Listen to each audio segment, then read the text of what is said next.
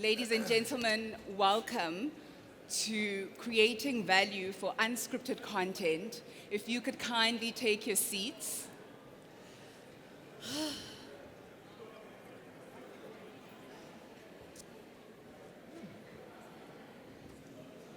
giving us a second.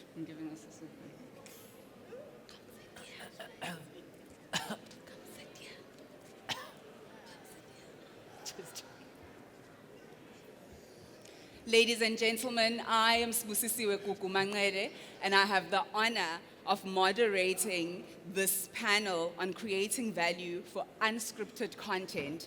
We are here to discuss the business of creating content, the business of creating value for broadcasters and funders.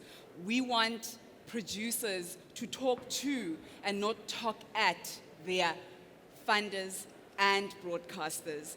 I'm honored to have this esteemed panel who have been in the forefront of reality television in South Africa for the past decade and a half, if I am not mistaken. When we think of the landscape of unscripted television, there's a lifespan of shows that you can think of. You would think Big Brother, Our Perfect Wedding, Dineo's Diary, Nontle Goes to Hollywood, Date My Family, Celebrity Mystery Box, Amazing Voices, DJ Zintle Bossing Up. I will sit here the whole day if I had to mention what this amazing panelists have been able to do in the past decade and a half. And allow me now to introduce to you those who have shaped African reality TV, documentaries, and talk shows.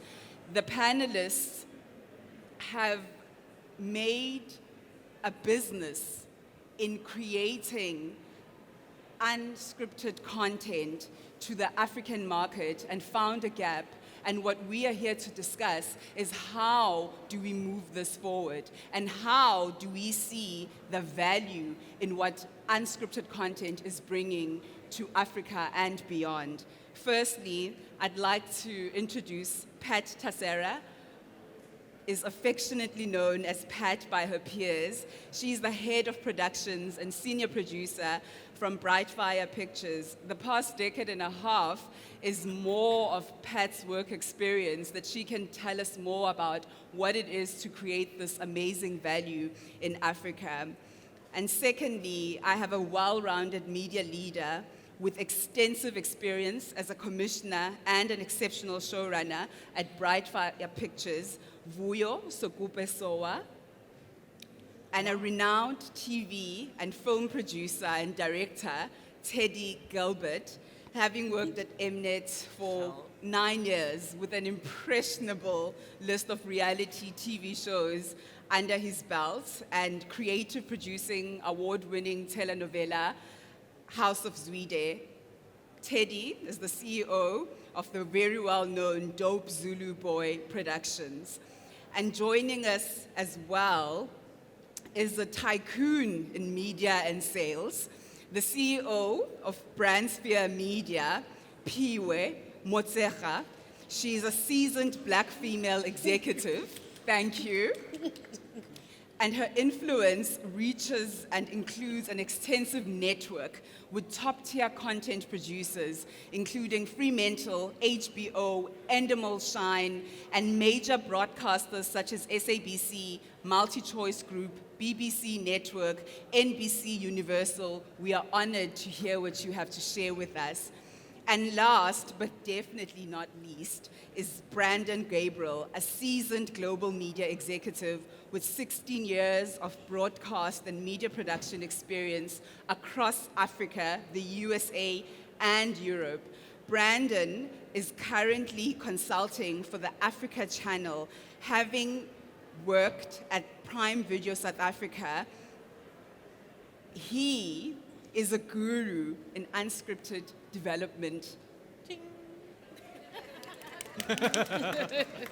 Ladies and gentlemen, we've been talking with our panelists and we just wanted to include you in this discussion.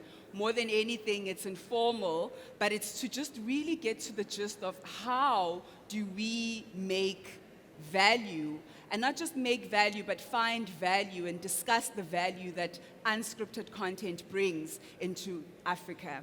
So, the joke seems to be that unscripted is the stepchild of content, and maybe Brandon, you can tell me more about that and how you define unscripted. Oh, wow. Okay, look, I absolutely don't think that it is the stepchild of content. I think there might be certain perceptions around the fact that it's a lot more cost effective to produce unscripted content. Therefore, one might add value that it's cheaper or not as important as scripted content, but that's not the truth, because if that's the case, broadcasters and streamers wouldn't still be to this day commissioning unscripted content.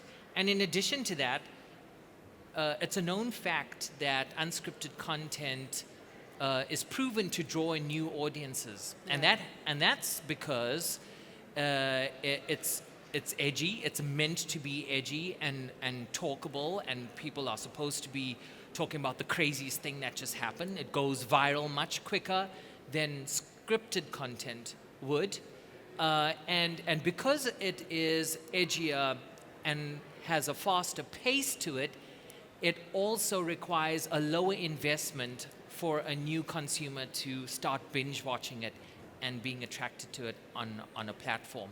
So it has very, very important value, especially amongst streamers who want new audiences, and how do you quickly attract them to the show?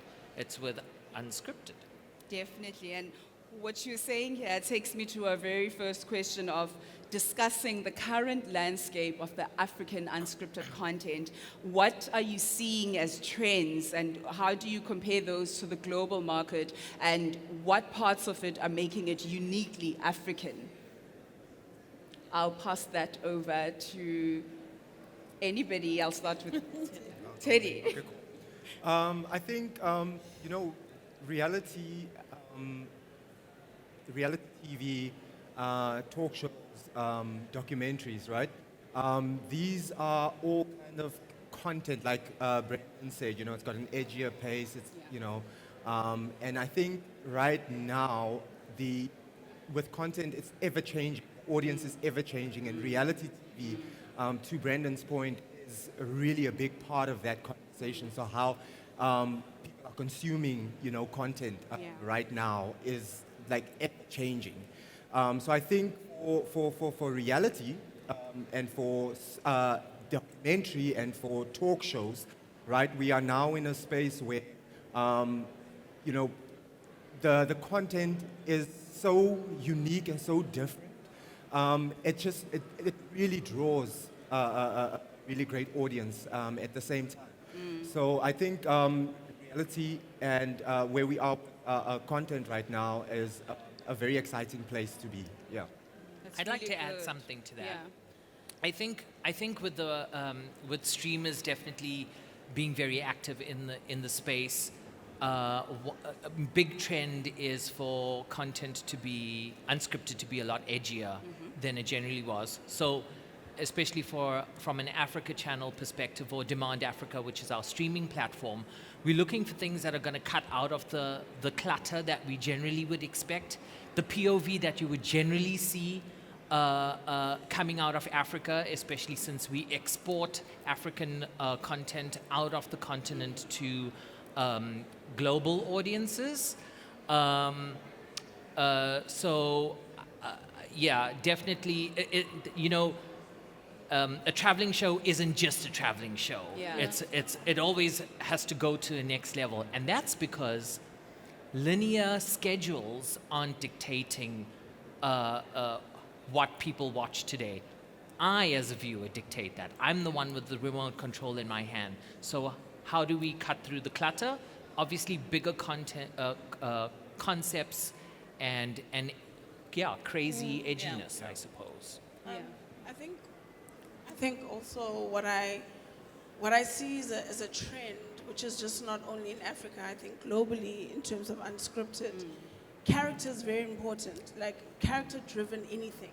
You know, we're looking for the big characters, you're looking for the interesting characters, you're looking for the quirky characters, because I think that's what people are drawn to. So even if you're looking at a travel log, you can't just simply do a travel log where the characters or the main character isn't going to take people on a journey. If you think of Poppy Spear on her digital platform where she does Poppy Travels, we all tune in to Poppy because she's such a character. Her POV is so interesting. So I think there's a lot of, even when we create IP as unscripted producers, we have to think about what kind of characters can be housed in the things that we create. Globally now, I'm also seeing a lot of whodunit is also coming back. So if you look at Traitors, if you look at The Mole, you know, but that's also specific because it's looking for people's characters to come out. Are you going to backstab? Sorry, my technique. Are you going to backstab your next person to get to the win? Yeah. That's character. Survival is always about characters. Yes, they're stuck in this remote place, but then it's about, ooh, look at all these different type of characters trying to survive, and ultimately one wants to win. So I think as much as there's always trends that come and go, I think character-driven anything in unscripted is very important. And to add to that, something that was never on the buffet of unscripted content is true crime, which has, I think Netflix and even locally with multi-choice and stuff like that, with School Ties and Devil's Dorp and Tiger King, all of a sudden this has come into the fold of unscripted, and to also sort of lend into what Vuyo just said. Those are character-driven stories. We're invested in those not because of the technicalities of the law and catching the criminal, but these crazy whack jobs that we want to invest our lives with and binge watch them on a So on this a weekend. morning, Debucho mentioned that he said in the talk, because I've been listening to all the talks, I've been so That's good. very good. But he mentioned three things, and he spoke about compelling characters and compelling stories. I've forgotten the third one, but those are the two things that he spoke about. So the story has to resonate, it's got to relate, it's got to be relatable to the audiences that are watching it. So when you talk about what that differentiator is from a content perspective, you've got to create relatable content, and it's got to resonate with the people that are watching it. And really and truly, there's a lot of tapestries that are global in their view of the story itself. What differentiates you, whether you'll be able to keep it local or global, is then the tone and the texture. But if you think about it, genres are genres, and we've probably exhausted all different genres across all different genres. But what really matters is that one thing, that nuance, that inexplicable thing that pulls at the heartstring, and really the authenticity of it, that says this is an African story unapologetically. And it will live in New York whether you like it or not, because it's my story. Yeah. And I think that's where producers really need to think about how they pivot. It's all good to want it to live in LA, but if you're not telling an authentic story, it comes through. And it's got to be compelling. It's got to talk to what I want to watch. It's pointless, like you said, talk Story to arcs. and not talk at. Yes, At the viewer. Yeah. So and story I think- arcs. Sorry. And I think also what's great for producers is that what we are seeing now, the rest of the continent is now participating in a big way in reality TV. Initially, you found that in Africa, South Africa, the South African characters were ready, and they have been for years, outside of celebrities, where you saw shows that featured, real people, your neighbor, someone from down the road or from your neighborhood. And now what's happening is we're beginning to see more reality shows coming out of the rest of the continent, because the continent now is also ready to, people are not afraid anymore to share their stories. So, it's great as for a producer, because then you can tell the African story in its entirety. And so when you see big trends right now, like big ensemble casts, people want to see different people interacting with one another, and that's why shows like Big Brother, Love Island, The Thing, and The Crave right now, is because they want to see how these different characters like interact with one another, resemble themselves in a way that they probably, wouldn't act outside of their homes. So really it's just about how Africans are connecting with Yeah. one another right now. And so big ensemble casts are really a big trend at the Yeah. moment. So character and story arcs are very important. But also, Pat, I'd just like to tap in, as a producer in this field, in terms of leveraging local talent and resources effectively. How do you go about doing this in this chain of production and in unscripted television? What are your go-tos, and how do you then create value in the production of this reality or lifestyle show? Yeah. So to leverage your characters, it's important to allow the character to have a voice behind the camera as well.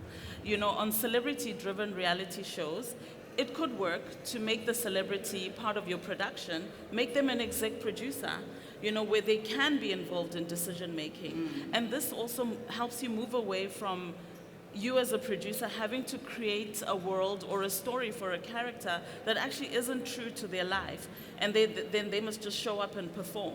But once they're part of the production at that level, it then gives them, I think, insight into what are you trying to do as a producer, and it allows for that authenticity where they can also be part of the creating of the story that is their life. And then in terms of leveraging resources, I think, what we are doing in our own space, and, I think it's something that we can all look at as producers, is also beginning to look at working and collaborating with producers outside of Africa. That's For beautiful. example, we're working with Luti Fagbenle, who's based in the UK. Yes. And, it then becomes a thing of sharing skills, Yes, exchange, collaboration. collaboration on ideas. So I think that's a good way to leverage on resources. And Piwe, how can producers, see beyond in the business, the business becoming bigger than the script and the camera, monetization and adding value to this product that they're giving to the producers or the funders? How do they then set themselves apart as a production house or a producer who wants to sell a certain product and brand and make it grow? I think producers first need to think about how they change the way they think. I think we need to pivot as producers from creators of content to the business of creating content, because those are totally different, two totally different things. How do you define that I think difference? that for me, if you're looking at a situation where you need to provide a service to a broadcaster, you need to understand the broadcaster through the line and what their objectives are. I think we've seen a lot of great ideas coming out of the production industry that have no home because they don't fit into the mold of what that broadcaster's objectives are, what their content strategy is, what their scheduling strategy is, and then you're sitting with this great idea, but it's got no home. I think there's a lot to be said about understanding your broadcaster to a point where it's a partnership. It's not I'm a provider and these guys are going to pay me money. And yes, of course, we're creatives in this room and everybody wants to come up with a lovely idea. And of course, there is no, you don't have to, you don't have to dim your idea. But the trick is really around being able to find a place for it that makes sense to the viewer and the broadcaster. I always make an example of a diamond-shaped kind of relationship where you've got two top people at the top. So if you are doing an AFP, you've got the funder here, you've got the broadcaster here, and then you're at the bottom of it all. And you've got to have skin in the game. I think it's time we started thinking about what that looks like as a producer, and that you're not just creating the content, but you are creating a business around yourself of understanding what that funder is looking for versus what the broadcaster is looking for. And unfortunately for you, you're at the bottom of the barrel, so you've got to learn all of these things for you to be able to come up with a solve that talks to them. because, like I said, it's an aggressively dynamic environment. There's a lot of producers, there's a lot of ideas. What then differentiates you as that producer from the next guy is really the stuff that separates the boys from the men, is to understand what the broadcaster wants, who's paying for that production, and what it is that they need, and then creating something that will tick both boxes. And it's about understanding that, and understanding that just because you're at the bottom of the barrel doesn't mean you are the stepchild. Yeah. It just means that your role in the ecosystem of things has to be bigger than just waking up and having an epiphany and a great idea. It allows for longevity as well. Because Exactly. what it does is, and I find for my production company, Yes. is to really have a relationship with whoever's paying for it, where it's is to understand, like Piwe said, the business that is beyond you, Yes. knowing how you're going to service that, and so then through conversation and sharing of ideas, you're no longer just creating a show because you are a production company. You're actually creating A soul. service, a cell, basically. Doesn't mean that don't be creative, because we don't want to watch same thing. CRAP on TV. That's not what we're saying. Yes. But what we're saying is that the time for you to come up with a beautiful idea that doesn't have a home because it does not tick the broadcaster's boxes or whoever is paying for it is over. And also you need to think about the business of making TV, the Yeah. business of creating content. Where is my piece of content going to sit beyond? Once Nomsa has exhausted it, where am I going to go? Am I going to go to NBC? How is that going to look like? When I negotiate with Nomsa already about this thing being on Mnet, I need to start thinking about whether the IP for her territory is hers, but she gives me the IP to go and export it overseas. So now, all of a sudden, you're no longer just a producer. You're a business person, and you're thinking about the business of actually making that content come to life beyond just what it is right now. And I think just to add to that, I think I've had to have a pivot change in my mind as well as a producer, that I have to show up to meetings with, how can I put it, if I want to see something make it to air, oftentimes I may not eat today, right? So I know that the deal that I'm going to have to structure might mean I'm not eating today, as in we're not getting the full pay today, but I know in the back end, in the revenue deal that I negotiate, we'll then in perpetuity get a check. Do you see what I'm saying? That way it then it also opens me to having discussions with platforms, networks, and executives that are very different from when I'm just waiting for the full fund from one particular person. I have to also start becoming sensitive that in the times that we live in, not one single broadcaster or platform sometimes can fund your idea. Yeah. So then now what does that mean? If it's big enough, then I need to have multiple conversations, and I may not necessarily get my full pay right now, but eventually it will come around. So that's where we've had to start reshaping some of our thinking and saying, you know what, we have ideas that maybe cannot be fully funded now. What are the other models? But Then al- that does require us to be more than just creators, but now to be business. Yeah, and when we talk about creativity, like I said, we're not saying people must move away from creativity, but this morning again, there was a discussion around the I don't want to call it the fallacy that a big project requires a big budget. No, guys. There's some stuff, and like I said, you've got to understand what the broadcaster wants. Yes. On the multi-choice platform, we've got a channel that is clear that they are talking to a specific audience about issues that are more risque than the other channels are willing to actually broadcast. They're not apologetic about it. It might cost them 10 rand a minute, but it's delivering the audiences, and they are winning because that's all they ever wanted to do. So if you're a producer and you want to go and produce a reality show that's going to sit on that particular channel, and it's not We Are Jola 99 or something similar, they might say no thank you.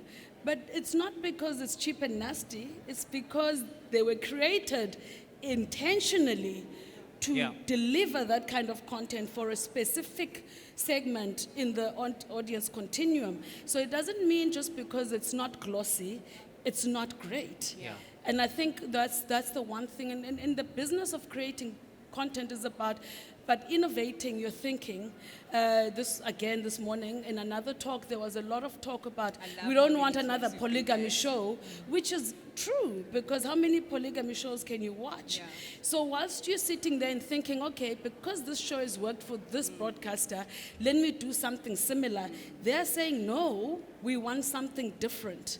And what does that look like? So creativity still plays an integral role in your outputs. It's just that now you can't just be a creative only. You've got to be a creative as well as understand the business of creating. And Understanding the value chain And the understanding the demand. value chain, Yeah. so that Understanding because there's a lot of disgruntled producers who say they're not seeing my idea, they don't like me, they don't, and I've been on the other side where I've seen that this person is so hungry and they'll do anything to get this thing, but I feel so sorry for them because it actually doesn't fit anywhere on my platform. I'm Yeah. trying, and you rack your brain and you think, oh shame, let's try and put them on Mzansi Wethu, and it still doesn't fit quite right, Yeah. But if you had, as a producer, had taken the time to look at the landscape and understand what each one's, and you never are going to understand all their strategies, they're never going to share them with you, but there are ways to actually see what each one of these brands is looking at, and then you start to create for that. I was about to say, in there's the learning, right? Because we sit as established producers and we say we can have conversations and, we can strategize around that and whatever. But then, of course, there's the emerging producer, right? Who doesn't have that insight, who Yes. doesn't understand how I'm going to service my business as, as my business, right? So for emerging producers, the creativity is so important. Not less important for, for us, but it is so important that you continuously create, even though you don't know or understand what the inner workings and strategy of that particular business that you're trying to service is. You have to pitch. Because through the pitching comes the learning process. That's where they actually divulge a little bit of their secrets and a little bit of their business. Yeah. And you've got to cling onto that and hold onto that, because then you're starting to build and understand how this business and what this business is mandated to do in a particular time. Yeah. You know what I mean? So that's And be that's- patient, Yeah, and be patient. because they might change their mind next week about what their strategy is. So you're constantly trying to fit into the mold, and unfortunately, I cannot stress this enough to producers. You unfortunately have to, because then you just don't have a business if you don't. Yeah. It's as simple as that, and I know it sounds harsh. But that is the truth of the matter. There is a lot of us wanting to do the same thing for a much fewer pool of clients. Yeah. So what differentiates you from the next guy? And that for me there's been in the last 15 years at least in the platform that I've worked for has been that, is to understand what it is that I'm looking for. Give me what I need. Don't tell me that this is what you have. It doesn't help me. It is also a very much a collaborative approach, and that requires flexibility as well. And I hate terms like thinking out the box, but maybe perhaps also seeing the bigger picture. Because from an Africa Channel perspective, we're exporting African content outside of the continent. So we're working with local producers to develop formats that would resonate with audiences outside of Africa. Yeah. And we would love to be able to also collaborate with local partners and local broadcasters who also see the bigger picture and who are perhaps not as myopic in their approach of just seeing it as everything's got to be told a specific way or hyper-local. Because if that was the case, we wouldn't have successes like Indian matchmaking, which was a global success and resonated. That was still fundamentally an Indian reality show, but had the nuances and check boxes that made it resonate with global audiences outside of color and continents. Yeah. And how do we really, I think you're moving into staying at the pulse of what the audiences want, Yeah. really, and negotiating that as producers between what the funders want and what the broadcasters want. Where do producers find themselves in terms of this space of how do I stay at the pulse of audience expectations and maintain a loyal audience base for the shows that I'm creating? I mean, I think ultimately you first have to respect the fact that platforms know their audiences. It's the people that sit on their platform. Yeah. So they will give you the insight of what their audience is like. Yes, you can come as a producer and, push the boundaries a bit and say, oh, how about we introduce this to your Yes. audience? However, still respect the fact that the platform knows their audience. And I think you as a producer, your job is to know the platform and then say, okay, well, the platform says their audience is this. What then do we create, right? Because also undoubtedly as a producer, I think you are also an audience. So, you can't create for yourself firstly. Absolutely. You just got to respect that. And I think then from there, the risk of testing new content and new ways for already existing audiences, it's something that we always have to be alive to as producers. What else can we tell? What else can we show? And then you hope that in the journey of doing that, you're going to find the platform that says, oh, this is worth the risk. I mean, we did a show on polyamory for MultiChoice last year. Okay, I'm old. Last year? Last year. And that was a test, and whether it fails or succeeds, the point is at some point, someone is going to have an appetite for risk. And you should be ready to say, okay, what can we give this particular part of the audience? But ultimately, platforms know their audiences. Thank you very much. We really are at the very beginning of this conversation. There's so many nuggets and things to touch on. I'll open to the floor right now. If you have any questions, please feel free to raise your hand and the mic will be passed on to you, because it is about potential and challenges that will make us create value for African unscripted content. So please, over to the floor. Hey, thanks very much. Yeah. My name is Nash, and my question is not really directed to any specific person, but I just wanted to ask, I'm curious to know which content that is unscripted is relevant right now? Which content that Which is? content that is unscripted is relevant right now? So, we've had the kind of survivor kind of shows, adventure. So which do you think is the most relevant content right now? So, For unscripted. try for Okay. unscripted, yeah. Yes. So I think it's hard to say what is relevant right now. Yeah. But one of the things that we can do as producers is to look at the world around you and think about where your audience is at or what your audience would like to see. So, for example, if we are living at a time where financially, the economy is not great and, there's all of that happening, surely people want to see content that uplifts them. They don't really want to come home where, you've just passed by the supermarket on your way home and now, a trolley or a basket that cost you previously 100 Rand is now costing you double that. You don't want to come home and still watch a show that's addressing those issues. TV is really about escape.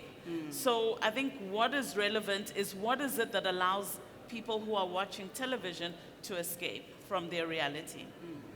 Absolutely, and to add to that, I mean, content that's guilty viewing pleasure. I don't think we've moved past behind getting involved in people's lives and being stuck in that mess, and also watching that stuff, going like, my life is actually really great compared to Kim Kardashian right now, who's single and looking for you know what I mean? It's yeah. It's escapism, yeah. Any other questions on the floor? Thank you very much. Over there at the There's a back. question at the back.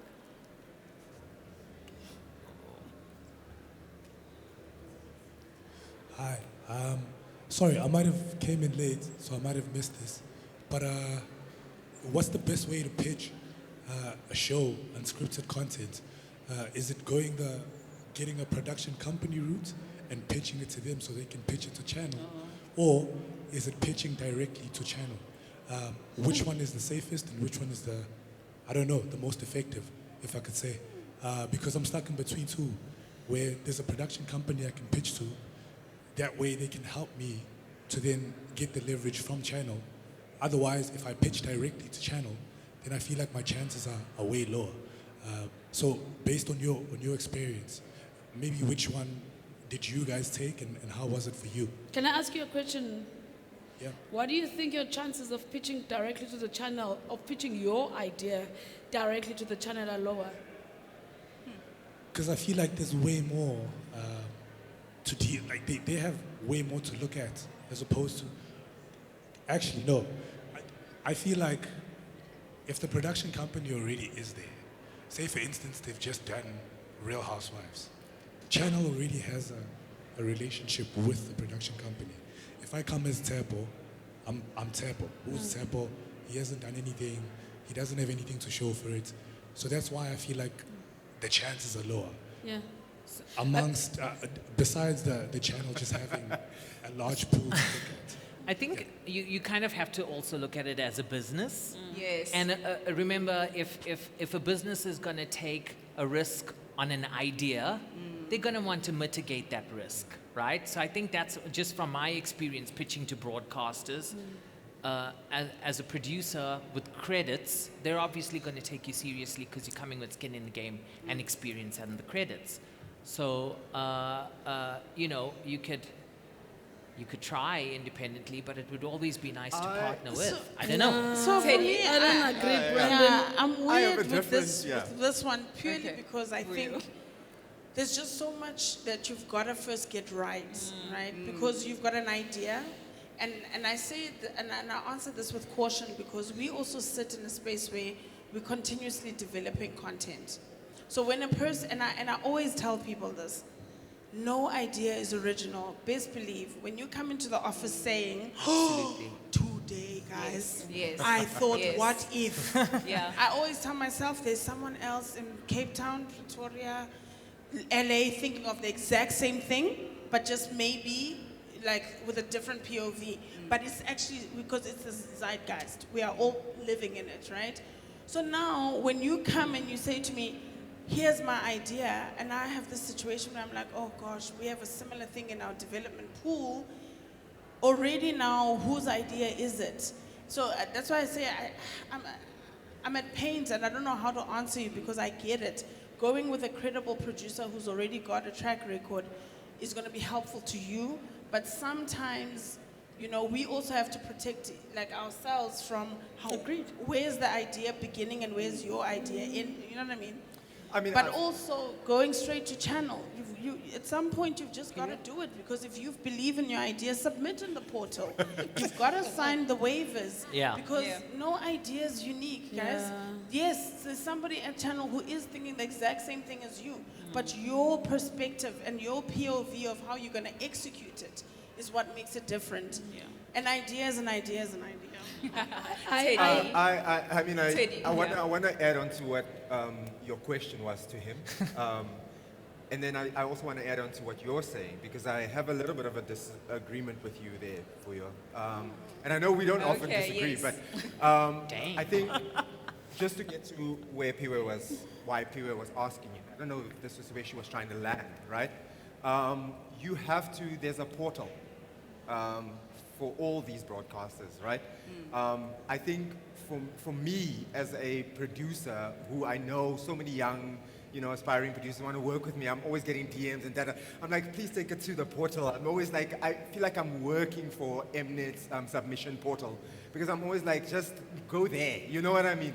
Because I know that they go through it. I have to go through it as a producer who produces, stuff for them on the regular. I still have to put it through the portal. Rather let them, because they've got a process where they go, oh, this is a great idea. We think that these are the 3 producers or 4 producers that you might want to reach out Work to with, yeah. and speak to that can execute this for you. Or they could have another route for you. But I think the best and the safest thing for you is to understand that you stand the same chance as I do when you go through the portal. Yeah. Do you understand what I'm saying? It sounds weird, it sounds fantastical. It is an actual thing. Yeah. So you've got to just have the faith and hope that, when you send it through, people are going to have a look at it and whatever not. In terms of ideas, being an idea is an idea. It's such an old idea that an idea is an idea, right? I feel like sometimes there is just really originality within an idea. Yeah. And it comes once in a Interesting. lifetime. So I don't want to Yeah. take that for granted. So I hear you and I agree with you to an extent that everything has been done, but so much more. If everything has been done, then this world has ended, my sister. So we've got to... But no, there's perspective. There's definitely perspective. There's always been. But I'm just saying, there's a once in a lifetime, idea that comes along. You know what I mean? So I don't want us to forgo that or Yeah. think that an idea is an idea. Sometimes your idea is so special and so uniquely yours that nobody else might have thought about it. All I'll say is that production house that has credentials today also started small. Small. I don't Yeah, want to be everybody like a starts motivational somewhere. speaker Yeah, here. yeah. I'm not Oprah, but all I'll tell you is that your idea Yeah. is your idea. You Yeah. own it. You roll with Run the with punches. You are going to get a lot more no's before you get the yes. Yes. But at least it's your thing. It's process. It's safer that way for you, like Vuyo says, and to a great extent, Teddy, because ideas tend not to be that original, but like I said to you before, the business of creating content is what separates the boys from the men. There's so many production houses, there's so many ideas, there's so many writers, what differentiates you is what you need to work on long before you think about a great idea that really could be subjective and looking for a production house and then wasting your time. So do that work for yourself and then take the risk yourself. Okay, I have time for two more questions. Oh, is it three? Two more. Okay, the lady in front will be the last one. Thank you. That's a very interesting point. I'm not familiar with the portal that you're referencing. I'd like to hear more about that and how to access that, particularly since you're saying that as an established producer, you still have to go through that same process. My feeling of something, like submitting something blindly is that 9 times out of 10 or 99% out of 100, the people that review this sort of stuff kind of, they look at it for 10 seconds and then if they don't think anything of it, it goes in the garbage. So, I was always thinking that, a better approach would be to, network to try to find those contacts, to get somebody to really look at your project seriously because it's coming from somebody else. The other thing is, if you are going to go that route through this portal, how do you protect that idea? Because Yeah. you're right. It's the Very zeitgeist, good. as you Yes. said. And you can't copyright, you can't trademark an idea. You Yeah. can trademark all this other stuff, but ideas are out there. Like Vuyo said, yeah. So can I just ask, again, I'm going to throw it back at you.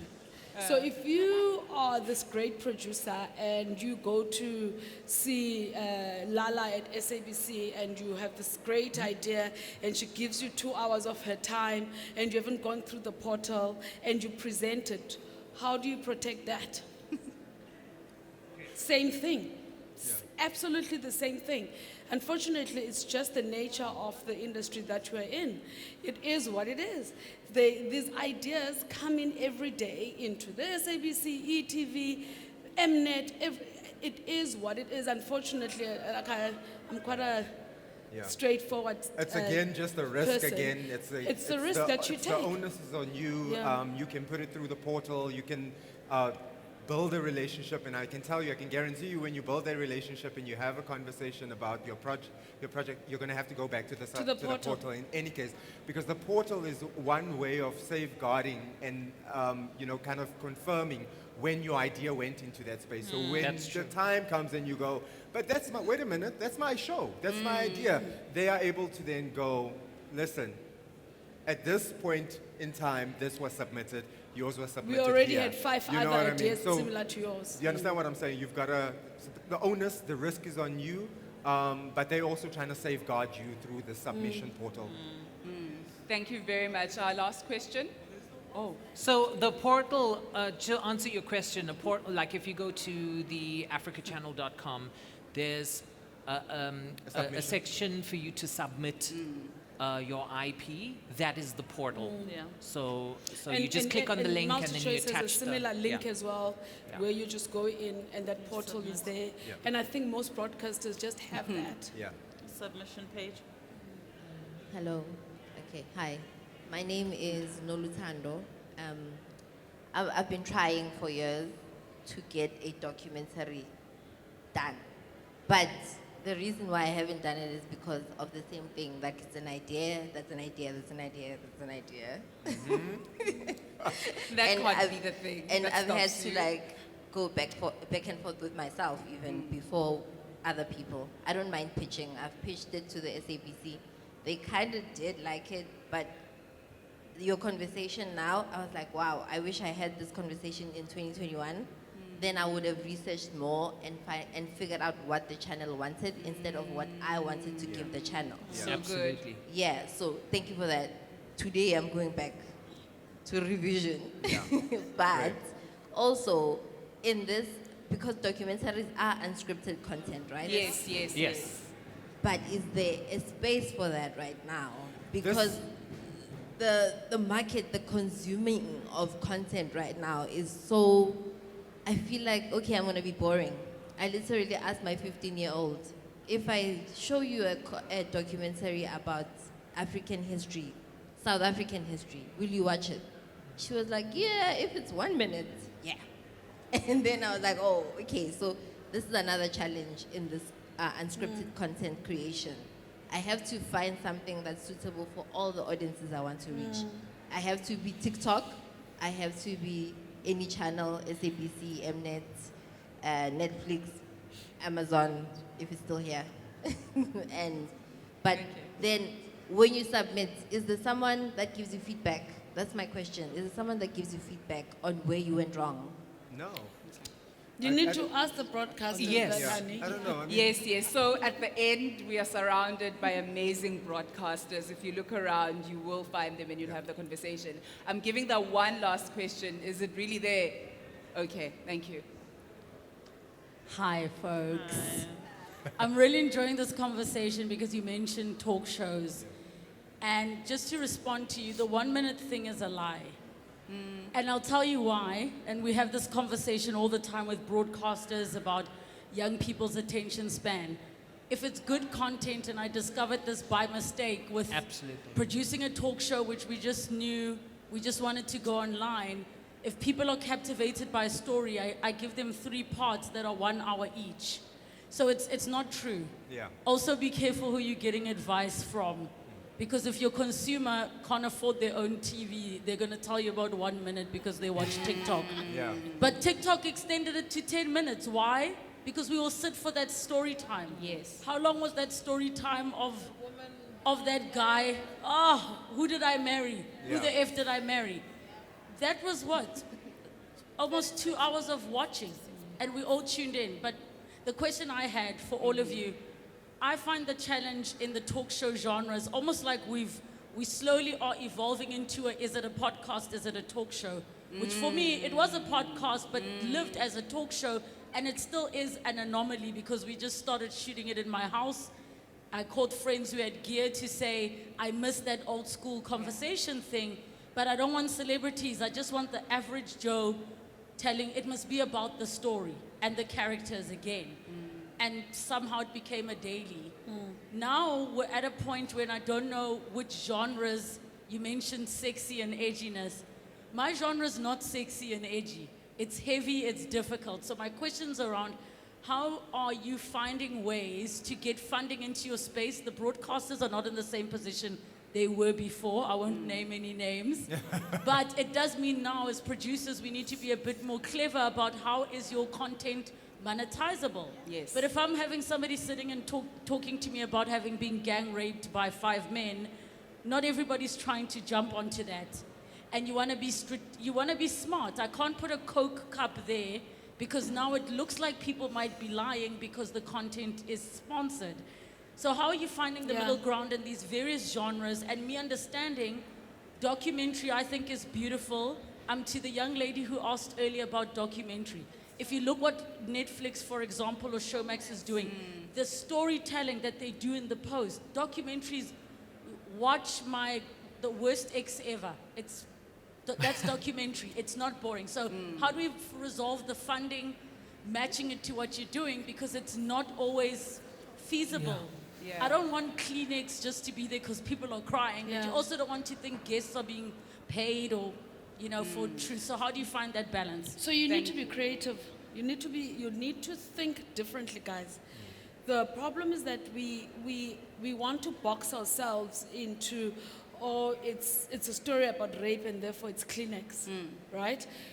You need to think differently. So I'll make an example of, and we were talking about it earlier, of We Are Jola 99 on Moja Love. Why is the Department of Health not there talking about safe sex? You see what I'm saying? So it's all of a sudden, it's like, no, it's risque, it's not good enough, I don't want to be a part of that environment. You need to think differently. But as a producer and the person that wants the funding, your job is to start being able to pitch it that way. You need to be able to, like I said, you need to start being in the business of creating content. You are no longer creators of content. You are business people in the creation of content, in the content creation space. So if you do a Zulu documentary and everybody is speaking in Zulu, but it's compelling stories that need to live in LA, you must call Mbali from Ear Candy, and now you need to know Ear Candy as a stakeholder for you to be able to transport that content, because they need to be able to dub it for you, for instance. If it's about heavy and it's not as light and as entertaining, in inverted commas, as the other genres, you need to start thinking about how you find a silver lining in the communication, and then you go for the brands that are first of all brave, and secondly that are able to talk about whatever you are talking about. So again, you need to start thinking out of the box, outside the box. Otherwise, then you are never going to get the funding if you don't think of it that way. So think of, it's about rape, it's about this. Let me go to the Department of Health and talk about, I don't know, how the abstinence, safe sex, the National Victims Unit, all of that stuff is there. They just don't know how to articulate it in a way that resonates with the audiences. You do. So you need to start thinking that because you're the one, you bring them the solve. You don't wait for them to come to you. Yes. And there's definitely a home for talk shows, and in terms of talk shows being sexy and edgy, I mean, Jada Pinkett's Red Table is very much talk show and edgy and controversial and goes viral. So yeah, I think to your point, you have the challenge. The creativity sits with you as the creative and the producer to come to us with these solutions, so that as the format developers or broadcasters go like, holy shit, I want this on my platform. Yeah. So thank you very much to our panelists. As we all can see, this is no stepchild.